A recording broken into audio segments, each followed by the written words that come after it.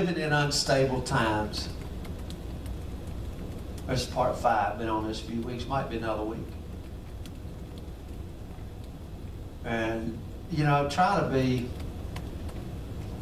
relevant. You know, not live by the news, but I mean, my goodness, what was it? They shot those cops last night, and then barricaded the emergency room so they couldn't even get them in. Their chant was they hope they died. I mean, well, it's crazy. It's crazy. So we're gonna kind of look at that, and I hope this will bring into perspective a little bit, and kind of see where we are. You know, a couple weeks ago we were talking about Isaiah and God the lumberjack and all those things. All those things are relevant, but I'm gonna be in Deuteronomy for a couple verses, but chapter 31. But the first 5 books of what we call the Bible, the Scriptures, is the Hebrew word is Torah, and it's of supreme importance. You know, a lot of people, they just I don't know, kind of throw the old out, and well, that was a law, or basically what they do is go in Genesis and a little bit in Exodus and get a few stories, a few Bible stories, you know, out of it, and leave the rest of it alone. But I want to tell you, there's nothing wrong with the law. There's nothing wrong with the law. Paul said that the law was good. The problem was what man did with the law. Paul said it was beautiful, and even in the law, if you can see it, you can see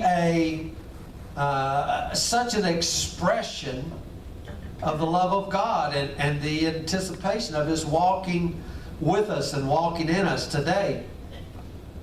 So much so, a lot of the prophets, they saw it and longed for our day. They wanted to be where we are. They look forward to our day, desired to have what we have. So it's amazing to me that in the law, a lot of people don't know this, but you know, it says if you're cutting trees down, you're cutting brush, and you look in the brush and see a bird's nest, you don't cut the bush. I mean, this is in God's law. It's just beautiful that He even looks after all of that, you know, I mean. But anyway, you know, the first 5 books, you know, Genesis means beginning, beginnings. And God, after man had fell, He starts a new beginning here with Abraham, and He reveals in Abraham that a man's walk with God will be by faith. By faith. And then Abraham has Isaac, and Isaac was the miracle child, you know, because Sarah's womb was barren. And then Isaac has 2 sons, Jacob and Esau, and Jacob's name was changed to Israel, and one of his sons, Joseph, went into Egypt, and I don't know if you ever thought about this, but he was the means of bringing all Israel down into Egypt. Brought them all down in there. They first went down in there. There were about 70 of them. And then the next book we come to is Exodus. And Exodus is 400 years after the last chapter of Genesis. I know we just flip the page, but just the flipping of the page is 400 years. They've been down there 400 years. So you leave Genesis, turn the page real slow, because it's 400 years until you get to this next book, Exodus. And Exodus begins, these guys are in slavery down in Egypt.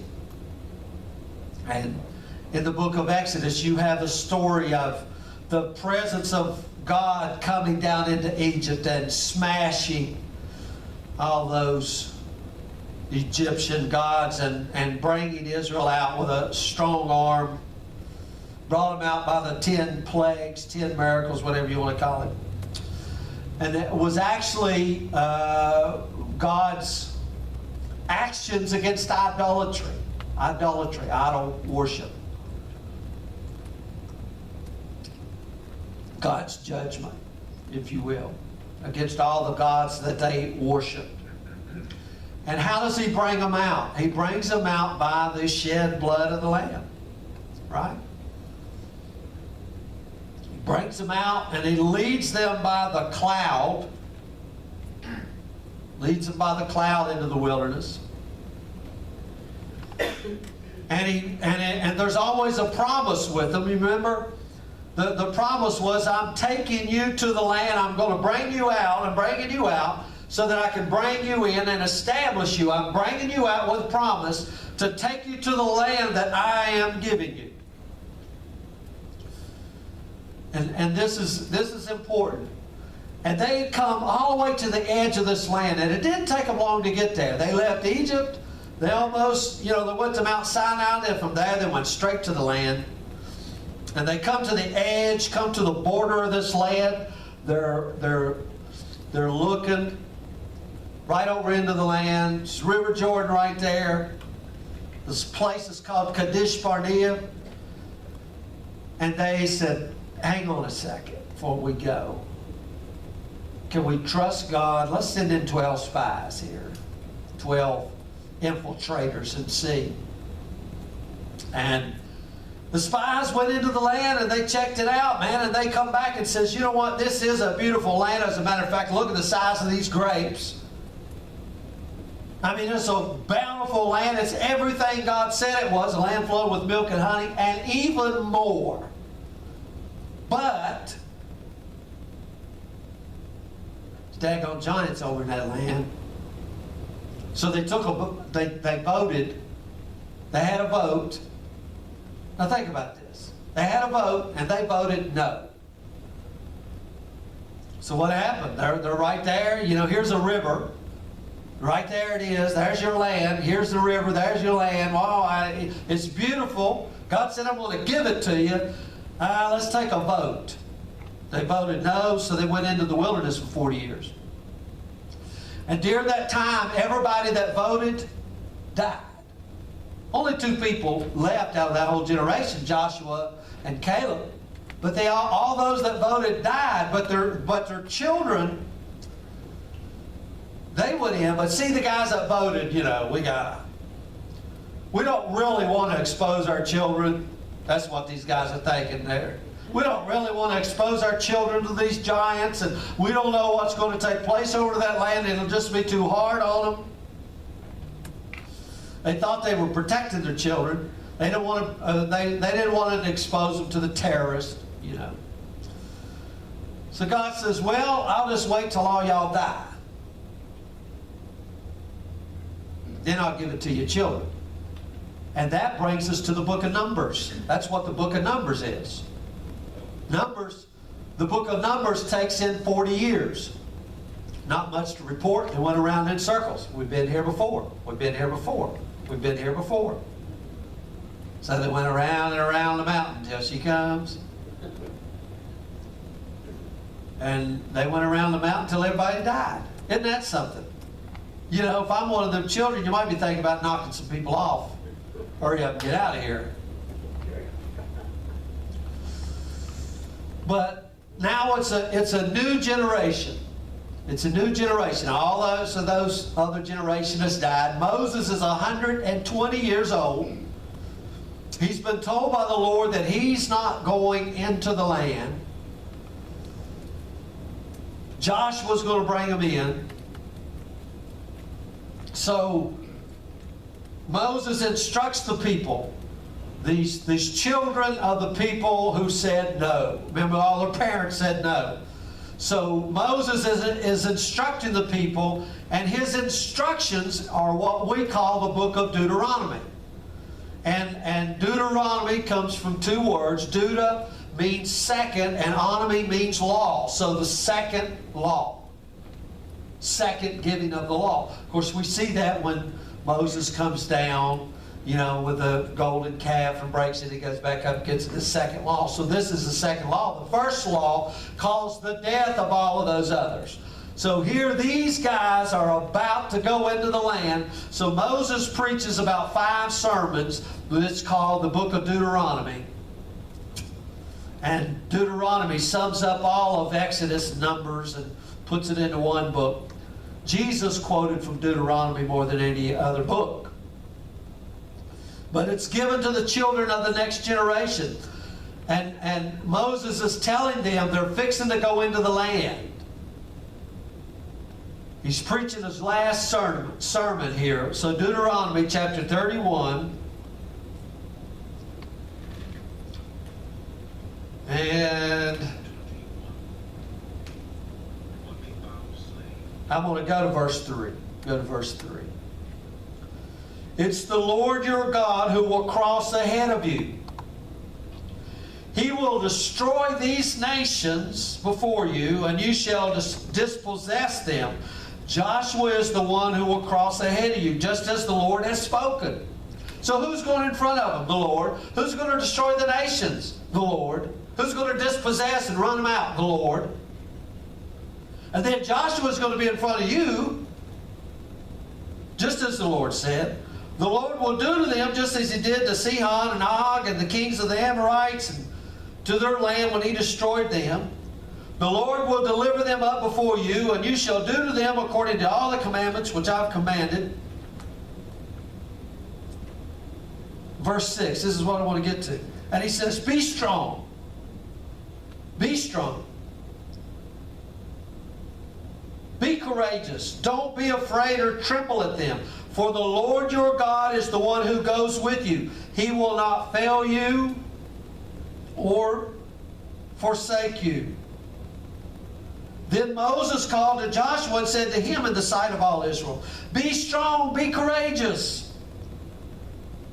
For you shall go with this people into a land which the Lord has sworn to their fathers to give them, and you shall give it to them as an inheritance. You're going to go in and you're going to give it to them. And of course He did. The Lord is the one who goes ahead of you. He will be with you. He will not fail or forsake you. Do not fear or be dismayed.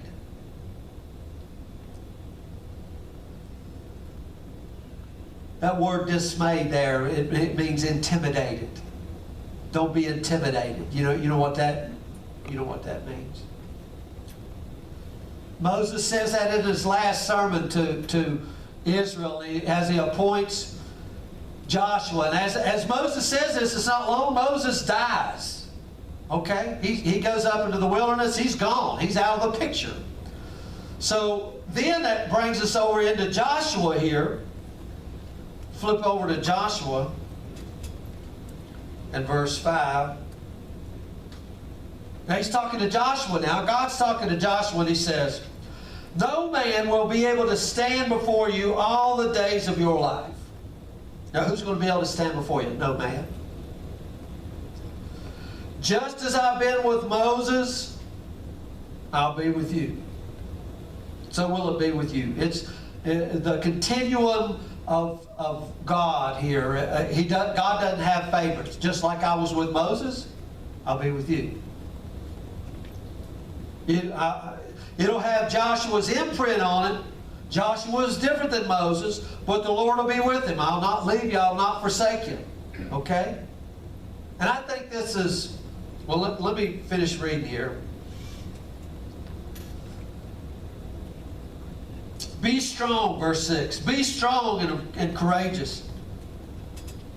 For you shall give the people the possession of the land which I swore to their fathers to give them.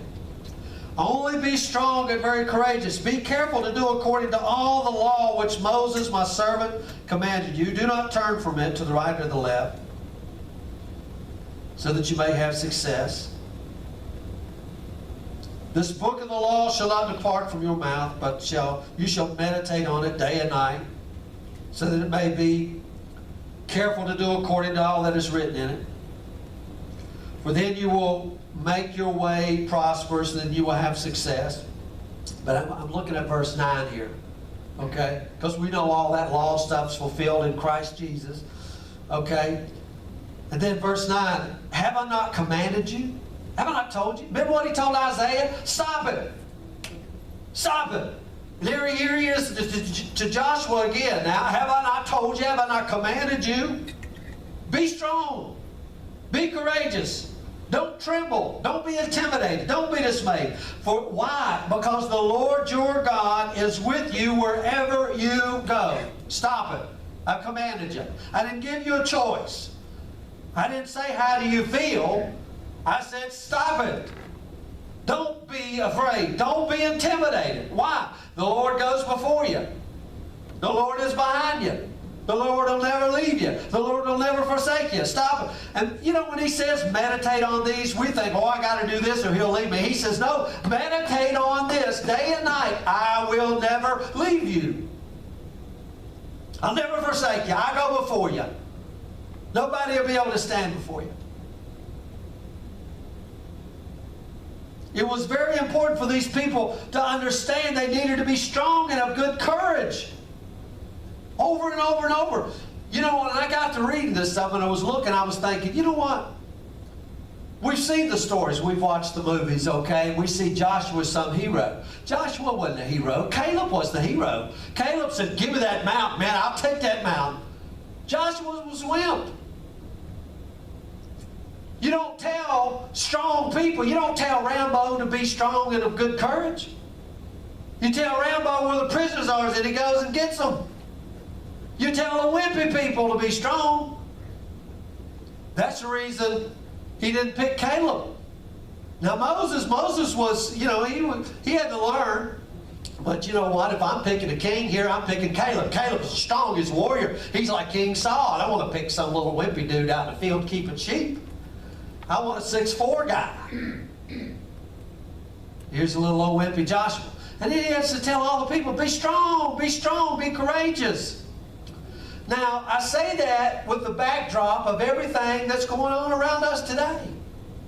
Isn't it real easy for you to be intimidated? Oh my God. What are they going to do if they surround my car? What am I going to do? What am I going to do? You know, we don't have nothing to eat. What am I going to do? What am I going to do? Yeah, man, it's a land of opportunity, but I don't know what am I going to do. He says, stop it. Have I not commanded you? Be strong. Be of good courage. I mean, if he said, how many times do we read that? Like 5 times right there, 6 times? So, I mean, the Lord is just throwing it out there over and over. And if he's doing it, I must need to hear it. You must need to hear it.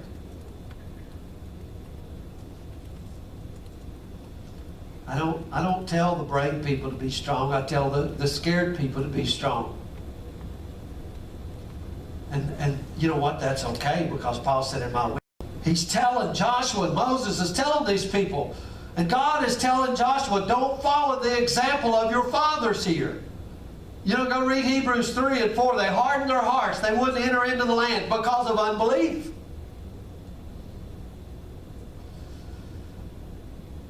God is saying to the children of the cowards here, and I'm calling them cowards because they wouldn't go into the land. They were cowards. Don't go the way of your fathers, who stood at the border of their inheritance. They stood there. And he says, I brought you right back to the same spot. Kadesh Barnea. I brought you right back to the same spot. Now don't run like them cowards did. Be strong and be of good courage. Because they're looking out there and they're thinking, my God, I mean, he brought us back to the same spot, but it wasn't even flooded back in. Now the daggone river's flooded. Got 2 million people over here. How in the world? Don't fear. Be strong. Be of good courage. Don't be intimidated. Why? Because you said so. Because I, the Lord your God, go before you. I'm with you. I will never leave you. I will never forsake you. I go ahead of you. You're surrounded by me.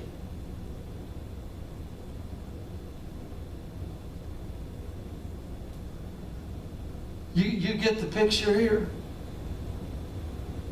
Sometimes it's good to see what the opposite of of it is to help expose it. So what's the opposite of courage here? What is it God is speaking to here? And I'm going to give you one word we're going to look at: victim.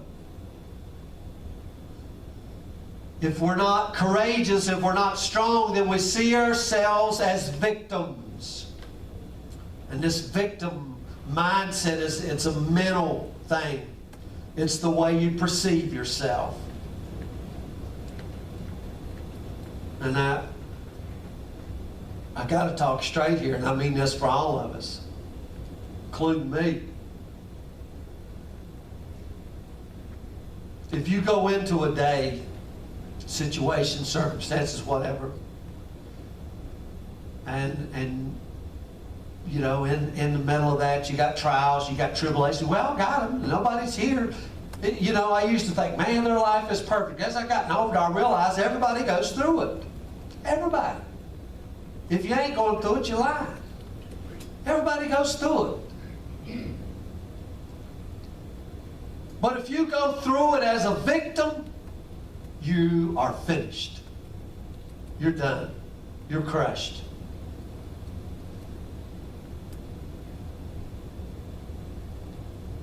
You know, I mean, I'm an old military guy, and I look, and I love history. And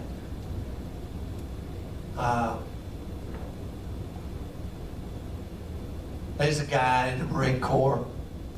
I never met the guy, named Chesty Puller. Chesty Puller, very decorated, won 5 Navy crosses, very outspoken Marine. He's in Korea, surrounded. I won't tell you everything he said. Surrounded by the North Koreans. They come to him in despair. Chesty, we're surrounded. Enemies breached through the perimeter. What are we going to do? He said, good. We won't have to hunt them down and kill them. You see, he didn't approach it as a victim. He didn't approach it as a victim. Chesty Puller. You see, those guys voted to go. They voted with their victim mentality, and what happened? They went off to die in the wilderness. They never saw what God had for them. Never saw what God had for them. They were too busy being a victim. I told you, victim is a mentality. It's a way of looking at life, or when I say life, you know, whatever's happening now, which includes crisis. Sometimes it's not. Sometimes when things seem normal. But with all that stuff going on, it's how do we see ourselves in relation to what is going on? And the victim, you know, I'm just being straight up here. The victim sees life in exaggerated terms. You ever talk to anybody that exaggerates? Oh. Yeah, Kathy's rolling her eyes. Oh, Lord.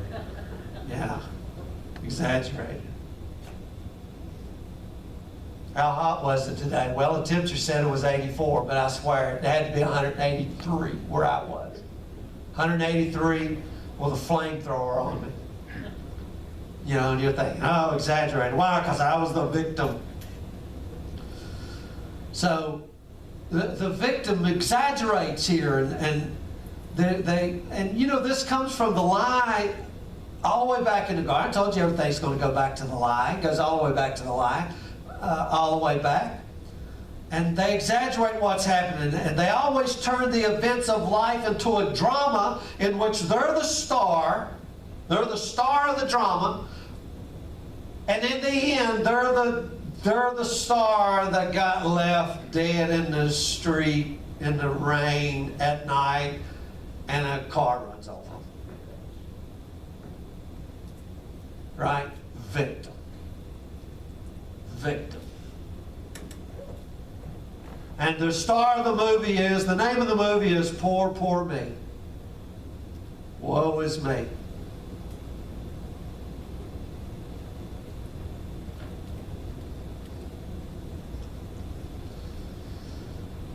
Everything is too difficult for the victim. Everything is Mount Everest. But you don't know what I'm going through, but you don't know. Well, that might be for you, but for me it's, and I'm like, I mean, just every one of us gets an electric bill, but to some people. And you know what? Every month you're going to get it. The power company doesn't dislike you. They don't really care. They just want their money. But to some people, that daggone power company has charged me triple. Well, you haven't paid it in 3 months. That's why. Do you understand? But it's the whole victim mentality. It's too much. It's all this stuff. And victim leads to depression. It's too much. And do you realize that we got more stuff in America than anywhere else in the world? I don't know if you guys realize this. We got more stuff. More stuff. More ways to live at ease than anywhere else in the world. More ways to live with cushion. I was thinking last night, I got 6 daggone pillows on my bed. I got so many pillows on my bed when I go to sleep, I have to throw 2 or 3 on the floor. All these pillows. Old Jacob had to take a rock for a pillow. But, I'm just saying, we got, it's too hot, it's too hot in here. Let's go turn the thermostat. Well, now if you get really souped up, you can get your cell phone out and set the temperature on your cell phone to what temperature it's going to be when you get home. But yet, with all these modern comforts, we lead the world in depression. Now, why is that? We lead the world, United States of America leads the world in depression. We lead the world in selling antidepressant drugs.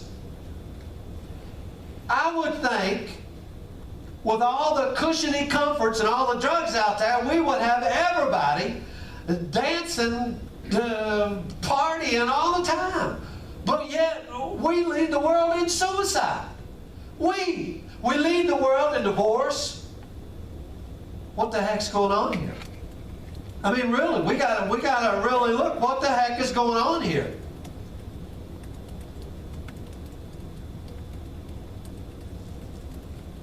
Because if you mix, here's a volatile poison. You mix the pride that come out of the garden, you'll be as God. And then the victim, oh my God, my life ain't what I thought it was going to be. I thought my life was going to be this, but look what happened to me. I'm the victim and now it's this.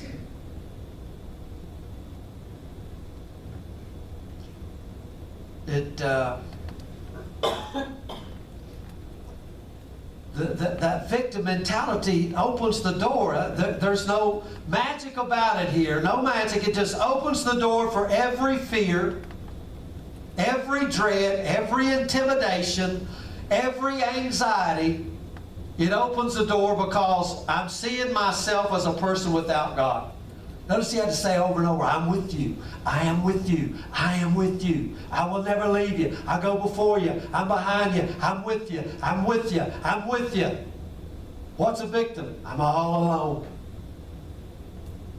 I'm all alone. Poor, poor me.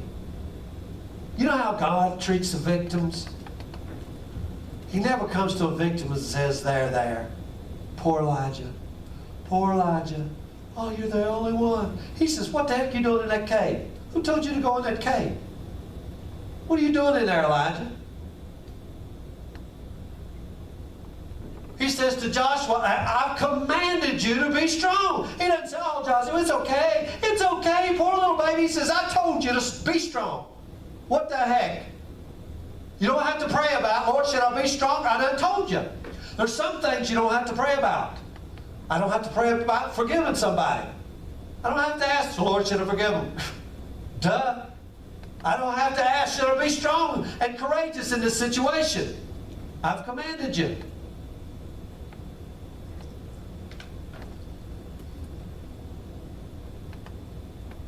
The victim says, well, I believe God is with me, but...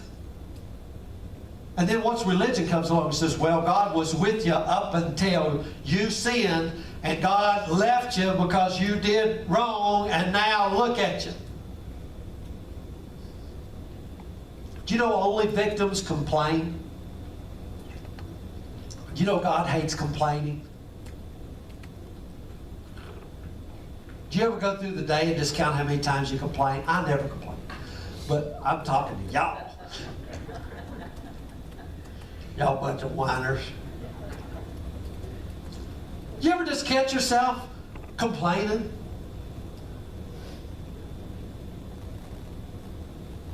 The victim, man, it's too big. I can't handle it. It's too much. I'm all alone. And it comes out as a complaint. Basically saying life sucks. You ever heard that? Life sucks. And basically what that's saying is, God, you suck because you gave this to me. You know, we don't really want to come out in terms and say it, but basically that's what we're saying. And you think, well, no. Listen, they died in the wilderness because they didn't believe God. And God said, all right, you guys don't want it. You can die in the wilderness. He said, I told you, I've given you this land. I told you I'll go before you. Now, dadgone, put your feet in the water and you watch the water stand up and just go. No, we don't believe you, God. We don't believe you for a second. We don't believe you. We took a vote. Ain't none of us believe you.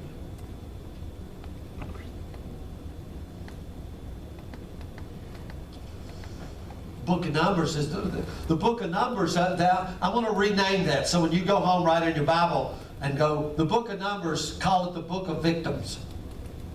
Because that's what it's full of. Whining and complaining. Moses, who do you think you are? God called you and Aaron to be the priest. I mean, come on. Where's priestly is y'all? All right, y'all want to tempt God? They go out there and the earth opens up and swallows them up. We're tired of this man, and we're tired of it, we're tired of it. We hate this bread, we hate this water, daggone it. Serpent's going to come in and bite you. We're tired of this stuff, we're tired of it. We want to go back. Victims, it's a book of victims. God, you just brought us out here to the wilderness. We know how you are, God. You brought us out here to kill us. That's why you brought us out. We'll starve out here. There's no Walmart. There's no Food City. We'll starve out here. There's no water. There's no Dasani water. There's no water out here. I mean, come on. It's your stinking fault, Moses. Should have never listened to you. I mean, you come down there to deliver us from slavery. Slavery wasn't that daggone bad. You just brought us out here to kill us. We had it made back in Egypt. See all this complaining against Moses, complaining against God, saying, God, you set me up. Everybody else is to blame. It's never my fault. You ever around anybody that's like that? It's never my fault. It's your fault. I can name a few people around. It's never my fault. It's always your fault. Sometimes you catch them right in action, and they did it this way yesterday, and when you do it that way, they don't do it that way. Now, people see this at work. Oh man, I don't know, why did he get promoted? I didn't get promoted. They got promoted. He didn't deserve it. I deserved it. And then we say, well, I just don't have any luck. Any luck. This may not mean nothing to you, but you know how you remember things when you're kids? And I remember one time, one of my earliest memories, I was like 3 months old. I just said, if you aren't paying attention, I was probably 5 months old. I know I was way young, but we go to some fair or something, and you don't realize it. And then you do one of them little games, one of them little kiddie games, and you win a little something. And I can remember I think Mom or somebody said, man, you're lucky you won that thing. Yeah, I'm great. And I thought, hey, I'm lucky. So I went around for a long time with this identity. You don't realize how much you pour into these little kids, Taylor and everybody. You say, boy, you're lucky. And they start thinking, I'm lucky, I'm lucky, I'm lucky. Don't do that. Okay? Because then as life goes on, and then you think, well, heck, I'm lucky. Then you go up and you play again and you don't win. Oh, what happened? Now I'm unlucky. So we use this word luck and bad luck. And then we say it's a conspiracy. Remember Isaiah? Don't say it's a conspiracy. Don't say it's a conspiracy. We gotta stop with these luck terminologies. I'm going to tell you where this come from. I told you before. I'll tell you again. The Romans, this goes all the way back to the Tower of Babel, worshipped a god named Fortunus. Fortune. Her nickname was Luck. And she was a fickle goddess. If you did certain things right, she would bless you. But then she would get ticked off at you and come and take it away. So here as little kids, we're thinking you're lucky, or now you're unlucky. See, we don't even realize how much pagan worship has came into our society. But, you know, the Romans built great cathedrals to this goddess Fortunus, one of the many gods they worship. Now, what has America done? We built a whole stinking city called Vegas. We've built Reno, Atlantic City, and now I go down here and I walk in a gas station the other day, and they got little seated thrones that you can go sit on and pay homage to Goddess Fortuna, and put in your $5 bill and hit the button, and this thing rolls around, and if you get 3 apples, you win some money. And if not, you put in another $5 bill and roll around. And you think, well, this is stupid. And then people go right up, and I've seen them go right up, and I think they got some lottery tickets now that are $50 a piece.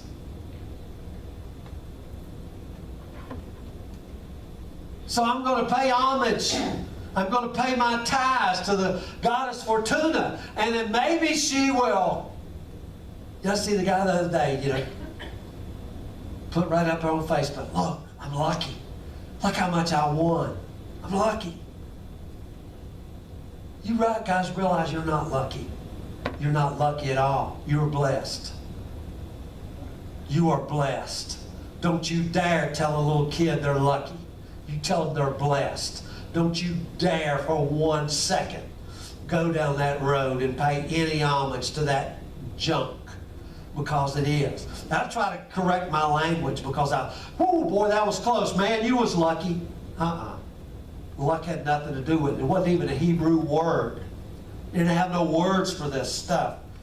But you see, the victim comes under the cruel hand of. And as the cruel hand of fate falls upon me, the progression of the victim is envy comes in. Now I sit around and I look at you and I think, the whole world's against me, but, you know, I see you just bought a new car. My tires are about to bust. I need brakes. You're driving around. You just traded a year ago, too, and you didn't like the color of it and bought you another one. My car is made in 1994. Burns all, smokes. What the heck? Bunch of rich snobs, you see. Never mind that you worked 2 jobs. Never mind that you saved your money. Never mind that you balanced your checkbook. Never mind, you know, that you do the right thing. I'm just going to be jealous and envy. The victim, life don't treat me like it does you. You know. And of course, in that, the victim is always tight-fisted, terrified. If they get anything that looks good, they're going to hold on to it. They don't share nothing. They're like black holes. They drain you. You ever been around anybody that drains you? Just sucks the life out of you?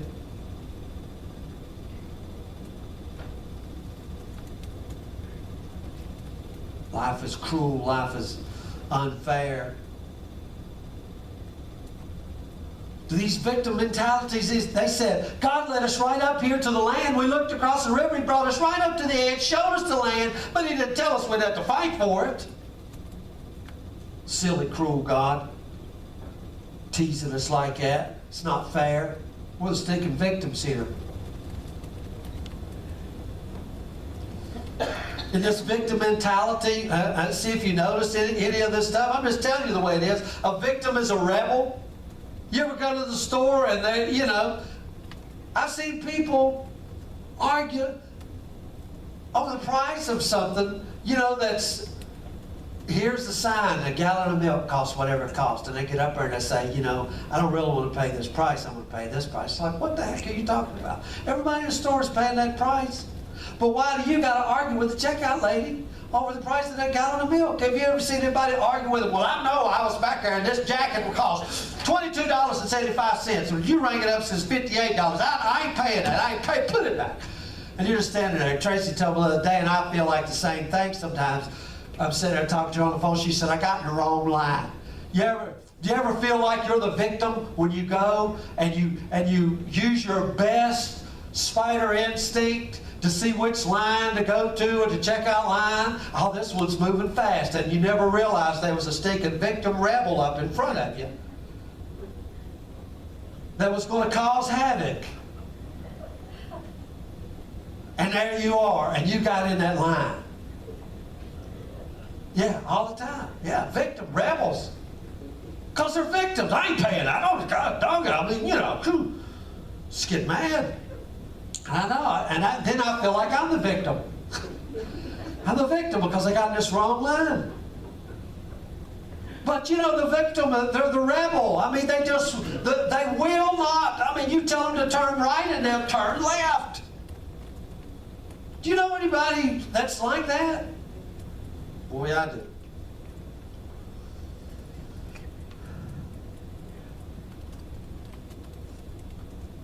They hate authority.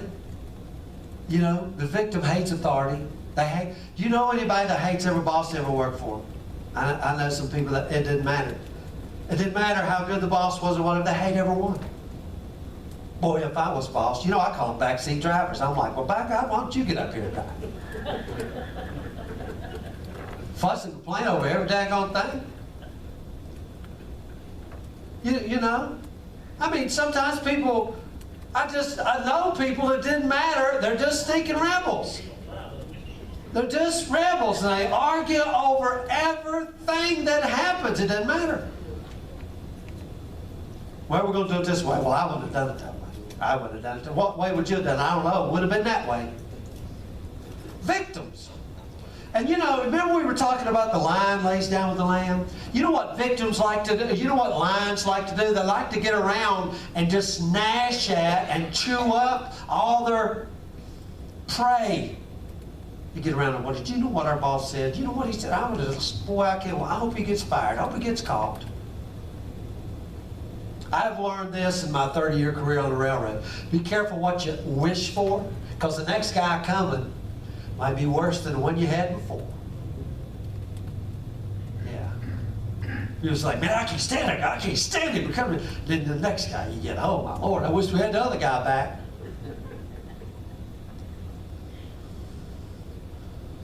Now Moses has brought these people they've been enslaved down here for 400 years. 400 years. Moses brings them out of Egypt. They'd seen all the gods of Egypt smashed. Smashed at the very word of Moses. Moses was the man that interceded with God, and now there's manna and there's water that's coming out of the rock. And what's their response to this? It's your fault, Moses. It's your stinking fault. We wouldn't be thirsty if you hadn't let us out here into the wilderness. Slavery wasn't all that bad. We just to go back to the slavery because, I just missed the garlic soup.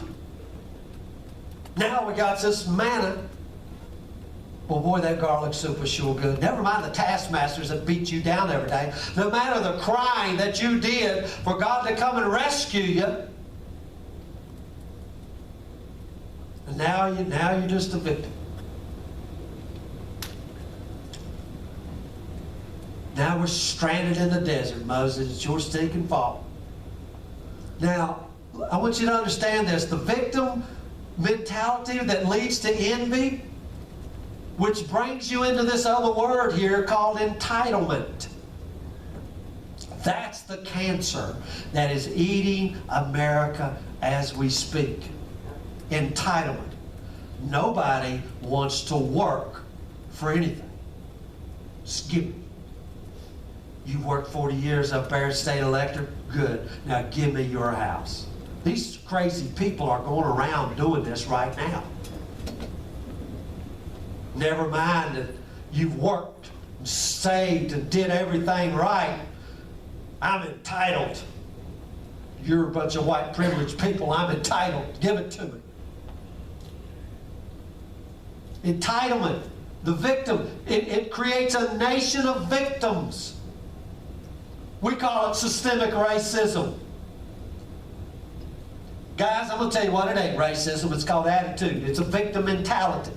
I don't care what color your skin is. You know, when I was in the Marine Corps, you know what that drill instructor told us?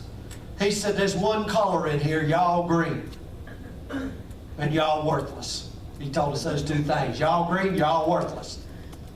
We had to earn it. We had to earn everything. We had to earn the privilege going to the bathroom. You didn't do nothing. We had to be taught how to tie our shoes, but here we are, a nation of victims, entitlement. It's a cancer. Even the commercials come out now, and they don't say, look, if you do this, we can get you this car. They say, you deserve it. Never mind, you'll have to file bankruptcy in 6 months because you can't afford it, but you deserve it. You know what? Daggone, I do deserve it. I'm going to make the decision to go out and buy a $90,000 car. Yeah, I deserve it. And then when the bank comes and says, you know what, you don't have enough credit to buy that, well, I'll find me somebody. See, the whole world's against me. Well, look, buddy, you make $12 an hour. You can't buy a $90,000 Beamer. You just, it doesn't work. Well, see, the world is, the banks are against me and prejudice against me. I'm a victim. So therefore, I'm going to start burning people's cars down and burning their house down because I'm a victim. It's cancer, guys. I'm telling you, it's cancer. And all these commercials just promote it. I'm telling you what, you know what we deserve? Death. That's why we don't deserve anything. That's why Paul said, I'm crucified with Christ. That's what we had coming to us. And that's what we got. But you know what? God has given you your very life. God has given you of Himself. And He says, get out there into that world and celebrate me and work. You're not a human being if you won't work. I know when I say that, people think, well, wait a minute, what about somebody that's crippled? And I can tell you story after story, but you know what I'm talking about, this victim mentality. It's victim mentality. And you say, well, I'm not talking about American mindset where a stay-at-home mom is not considered work. Listen, I wish we would get back to that. I really do. I think our country would be better if mothers got to do their real function in life and raise their kids. And you know what I mean? I wish we could get back to that. So I'm not talking about that. But what I'm talking about is people who just will not work. Just lazy, bummy people. Now I didn't make this up, but Paul, an apostle, said, if you don't work, wow, Gene is back there saying, you don't eat. It's pretty simple, ain't it, Gene? It's pretty simple. So that means you don't deserve nothing. You got to get up, and you got to go out there and get it. And you're never a victim. I mean, and this whole mentality is be strong, be of good courage, don't be intimidated. It's the Lord that goes before you. Who can stand?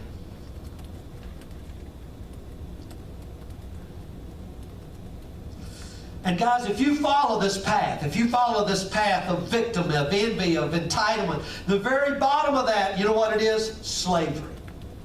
Slavery. Do you know what? That's what socialism is. Slavery. That's what the government wants. They don't want you to have anything of your own. They say, we'll take care of it. Isn't that what a slave master does? I'll take care of you. I don't want you to work. I want you to be on my program. Oh, well, you need to go to the doctor. Oh, I'll tell you which doctor to go to. I know we're not supposed to bring this in here, but guys, this is it. This is where we are. Socialism is slavery. And it all comes out of the victim. And see how easy it is to sell? Oh, life has really got you down. Life is really up against you. If you'll just accept this program and put me in charge of you, then I'll take care of you. Oh, life will be so great because I'll be good to you. Never mind, you'll be a slave to me. Paul says you're either a slave to sin or you're a slave unto righteousness. You go this way, you're a slave unto sin.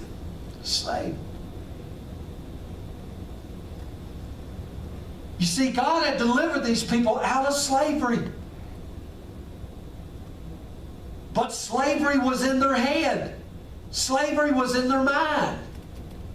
Even though they witnessed God's love, presence, and miracles and deliverance, they still saw themselves as slaves. Still saw themselves as slaves. What do you mean?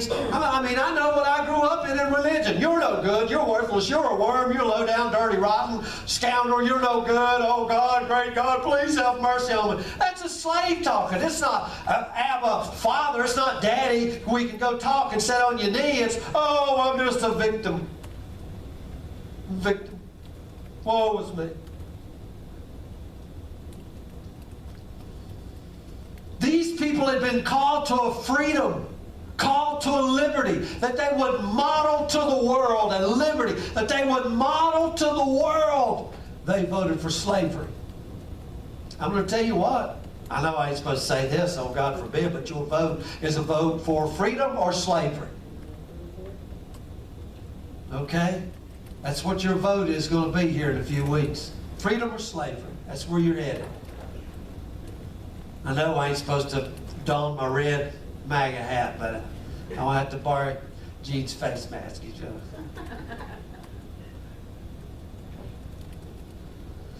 Our man got rid of that Johnson Act. You can go ahead. Yeah, go ahead.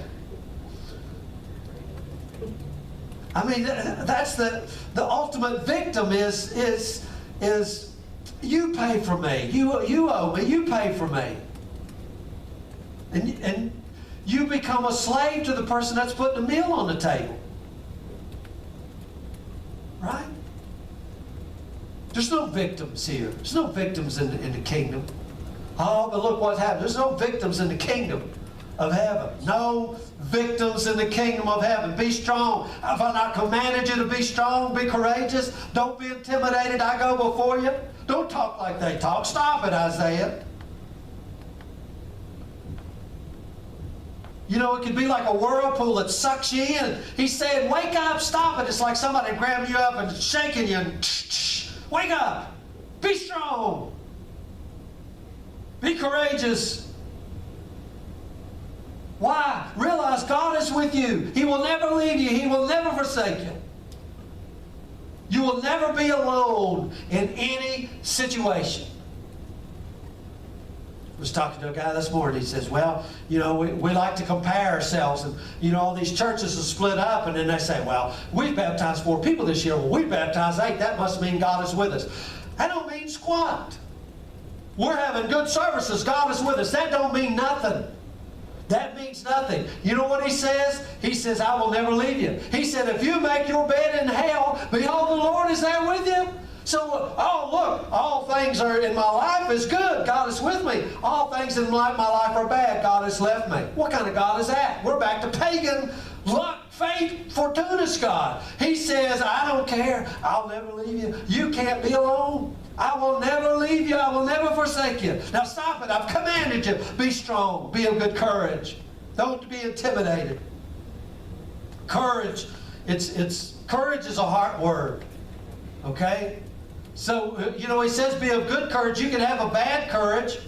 Courage, you know what courage is? I mean, you're not supposed to use these words in church either. Courage means you put your foot down. You ever put your foot down? You ever put your foot down and say, Bev, you're not dating that guy.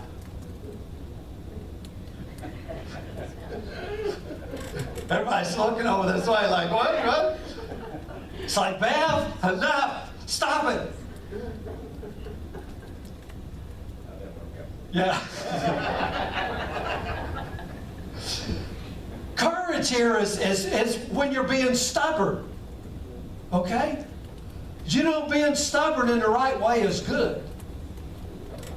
Pharaoh was stubborn in the wrong way, and he got crushed. But we be stubborn in the right way. And you know what? I'm stubborn in the fact that God is love. God is good. I'm stubborn in the fact that He will never leave me. Well, look, I know what you did yesterday, Joe. I know what you did yesterday. Well, wait a minute, I'm going to be stubborn here, and God will never leave me. Do you see that? Courage. It's a hard word. I'm not moving from that. God is good. You know, Paul said, don't be tossed to and fro. What is that? Tossed here to the up, down, left and right. My mind looks at it and says, what about this? I thought this. I said this. God has left me. No, I'm stubborn. He'll never leave me. God is with me. Courage, it's a word used to shore up a broken wall. You know, the wall has been broke, it's been breached, and courage is that word that comes in there and fortifies that thing. Makes it to where it'll never fall again. Inside of the word also means focus. Set your affection on things above. It means focus. Don't be distracted. Being distracted, we're not scattered people. We're not shooting buckshot here. We have focus. There's a purpose. We know what we're doing, right? We're just not, I think I'll just go to work, eat, drink, and die. We have a purpose here. And, you know, double-minded is it God or the devil? Is it God or the devil? Some people look, a lot of church people look, and all they see is the devil. All they see is the devil, man. The devil's winning. The devil's ruling over. All this, the devil's ruling over.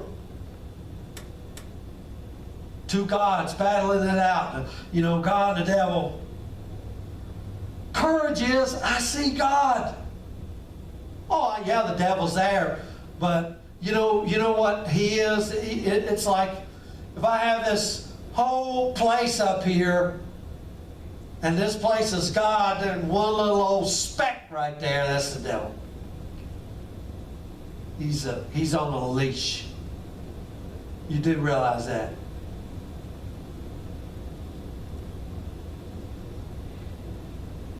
You remember David, King David? Man, he went through some troubled times. He could have been a victim real easy. You know what he says? He says, I will bless the Lord. I've determined in my heart, no matter what, even if I walk through the valley of the shadow of death, I will bless the Lord. I will give the Lord thanks. I will not be afraid. I've determined in a stubborn heart, a determined, focused heart says, I will bless the Lord. I will not be afraid. Why? Because thou art with me. He said the same thing. Thou art with me. Oh, our whole country's falling down. Well, it may fall down. It may crumble. But I will not be afraid. I will not be moved. You with me? I'm going to be stubborn and put my foot down. Let me give you another verse here. I'm almost done. Leviticus. Now this was given to him at Mount Sinai. Okay? When Moses brought him out, Mount Sinai. Leviticus 26. Verses 9 through 13. So I will turn towards you and make you fruitful and multiply you. That one, did you get that out there? We freeze up for you. Froze. Froze? Okay. He says, I will have respect. In the King James, I will have respect. God says, I will have respect for you. Do you ever think about that? Now, us being military people, we know a little bit about respect. And think about this. God Himself says, I will have respect to you. I will have respect to you. I will turn towards you and make you fruitful and multiply you. I will confirm my covenant with you. You will eat the old supply and clear out the old because of the new. In other words, here we are, we've been talking about putting in our storehouses. And He says, you'll clean that out and you'll be putting more right in there. You're worried about us hoarding everything up, but I'm just telling you, I'm going to multiply you so much you won't have room to store it all. Moreover, I will make my dwelling among you. My soul will not reject you. Now, think about that. I will also walk among you and be your God, and you shall be my people. I am the Lord your God who brought you out of the land of Egypt, so that you would not be their slaves. I broke the bars of your yoke and made you walk erect. I made you walk upright. Now think about that. Victims never walk upright. Victims always bowed over their slaves, led around in bondage, led around in chains, slaves mentality. He says, I'm the one who brought you out. You won't be a victim. You won't be scared. You won't be intimidated. I've commanded you. I broke their bars and I made you to walk upright. God said, I made you to walk upright. I'm going to tell you what, guys. I go back to this military all the time, and I'm not throwing this thing out there as a big pride thing, but there is some pride to it, because when I went into the Marine Corps is known for one thing, well, many things, but for the way that we can march. You guys ever watch the silent drill team? Well, Joe could tell you, when we got there, we didn't know how to walk. They had to teach us how to walk, didn't they? 6 to the front, 3 to the rear. Heel, left, stiff foot, all these things that we had to walk. And by the time boot camp was over, 55 guys stepping, and you know what? We're leaned back and we're strutting and we're walking upright and our chest is out and our eyes are focused. We know where we're going, and when he says call them left, we call them left. When he says call them right or to the rear march, and man, we're laid back and we're walking and our chest is out. God says, I've made you to walk upright. You don't walk like they walk. They walk like victims. Do you understand what I mean? I've made you to walk different. You to walk upright. He says this in Acts. He says, after the Holy Spirit has come, you shall receive power. A better word there that we could use is, and we think power, the power to go out here. No, He gave you power to walk upright. He gave you power. That word should be used, strengthened. You were all bent over. You remember the woman bowed over for 18 years? This daughter of Abraham, I gave you the strength to walk upright. To not be a victim anymore. In any situation, no longer a victim. The Bible never talks about being a victim. It talks about being an overcomer. Look, those two things don't go together. An overcomer means I'm not a victim. You're what? More than conquerors. Paul didn't come and say, oh, you guys are a bunch, oh, poor you, oh, my Lord. Why don't we just get them out of here, God, and fly them away? Why don't we just get them on me? They're being crushed. He says, daggone it, I told you, don't be afraid. Be strong. I'll strengthen you. My Holy Spirit is in you. The very strength of God lives in you, and I'll stand upright. Don't be intimidated. I go before you. I told you I'd give you this land. Now walk in it. Commanded you this day to be strong. Do you see the difference? There's no victims here. There's no victim. We have this treasure. Earthen vessels. We have this strength. I'm going to tell you, when the world knows The world, when I say the devil, they know who you are more than you do. Let me give you one last verse, if I can find it. In the book of Joshua. Now these people, they marched up to the river Jordan. They're in Kadesh Barnea. They voted to go back. So now they come back in, and Joshua, he sends in some spies. Joshua chapter 2. Now these spies come into this little woman's house named Rahab.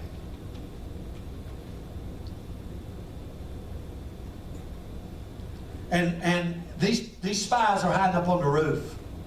She's done told the people that was looking for the spies that they went out the gate. Now these people, 2 little Israelites come in there. 2 little Israelites. And the whole city of Jericho is in an uproar because these 2 Israelites in there. Now they didn't have the plague. They didn't have COVID. Why were they afraid? Now she goes back up on the roof. And she said to the men, I know that the Lord has given you the land. Now they're in the land, they got them a walled city, and she says, I know the Lord's already given you the land, and the terror of you has fallen on us. The terror of you. These wimpy people that voted no was scared. These people in Jericho were scared to death of these Israelites. The terror of you has fallen on us, and all the inhabitants of the land have melted, fainted before you.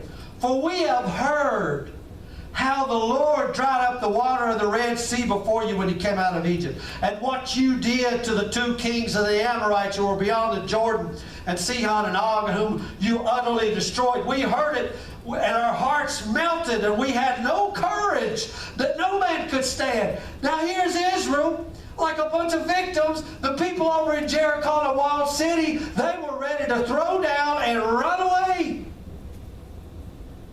Throw down and run away. I'm telling you what, they know who you are better than you know who you are. They said, oh my God, this Israel is coming. Oh my God, they're going to take, oh shoot, these walls won't hold them out. I mean, you see what they did down in Egypt. You see what they did to the Amorites. You see how he dried up the Red Sea, killed every one of them. These old walls won't hold them down.